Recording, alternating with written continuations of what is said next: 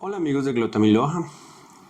En la noche de hoy les queremos hablar de un microrrelato de Augusto Monterroso, de este librito, La Oveja Negra, y demás fábulas, que se llama El monólogo del bien.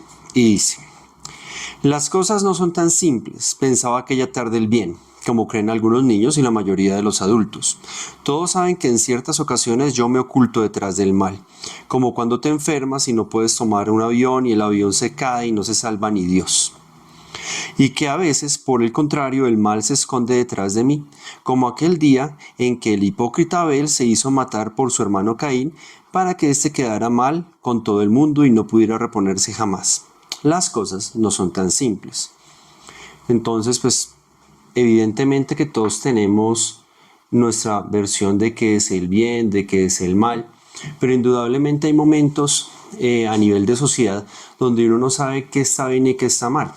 Por ejemplo, en estos momentos tan asiagos, donde las situaciones sociales dan cuenta de un incremento, por decir algo, en la seguridad.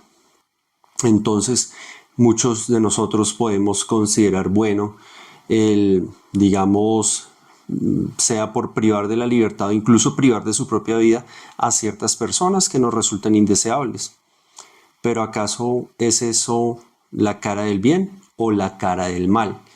Y lo mismo pasa muchas veces en nuestras democracias cuando estamos enfrente a las elecciones. Eso, claro que es solamente por poner un ejemplo, cuando alguien nos propone algo que nos parece como un poco extremo y nosotros percibimos, no, eso no puede estar bien. Pasarle por encima a la gente no puede estar bien. Ser tan violentos no puede estar bien.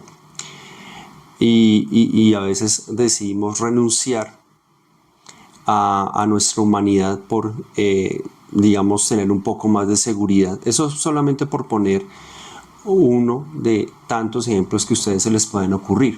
¿Ustedes qué opinan de este monólogo? ¿Será que el bien sí se resguarda algunas veces detrás del mal y el mal detrás del bien? Entonces, en todo este juego de luces y sombras, ¿qué debemos pensar? ¿Cuál es la mejor movida? ¿Cómo es la forma indicada para vivir? Entonces, con esa reflexión, los dejamos en esta noche. Hasta luego.